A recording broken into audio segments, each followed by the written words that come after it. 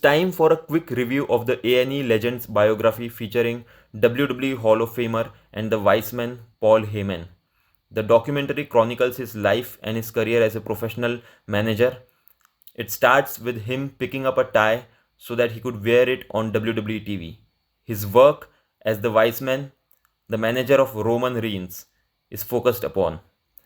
And then the documentary shifts to Paul Heyman's early days, his father, his mother, his days as a teenager, his graduation, and everything else. Paul Heyman worked as the manager in various wrestling organizations like WWE, WCW, and ECW are covered. Several wrestlers speak on it, including Mick Foley, Stone Cold Steve Austin.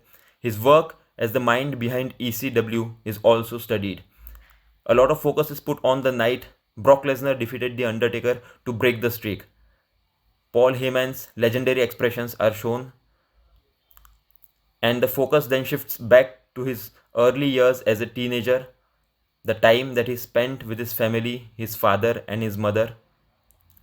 Paul Heyman was a young gun who wanted to become the best manager in pro wrestling history, and he did it quite brilliantly over the past 3 or 4 decades or so. The Wall Street movie in 1987 was the inspiration behind Paul Heyman using a telephone. He used to manage The Undertaker as well back in the day when he was Mean Mark Callis. He managed the Dangerous Alliance, one of the greatest factions in WCW history. Here's Medusa behind him and other members of the Dangerous Alliance just before a match. Paul Heyman's work as the mind behind ECW is studied for over a decade, over 2 decades in the past, and he has done an exceptional job in it. In 2002, Paul Heyman became Brock Lesnar's manager. The next big thing, Brock Lesnar and Paul Heyman. These two were unstoppable back then. His work as the mind behind the SmackDown 6, the greatest era of SmackDown. It was when SmackDown was defeating Raw on a weekly basis. This is also studied in depth. Here's Edge and Kurt Angle during the SmackDown 6 era. Paul Heyman yelling at Stephanie McMahon backstage during the SmackDown 6, the legendary era. And after that, the night when Brock Lesnar defeated The Undertaker to break the streak, 21-1. Paul Heyman's expressions sold the story. His face, the expressions on his face told the whole story of what it meant for Brock Lesnar to defeat Undertaker.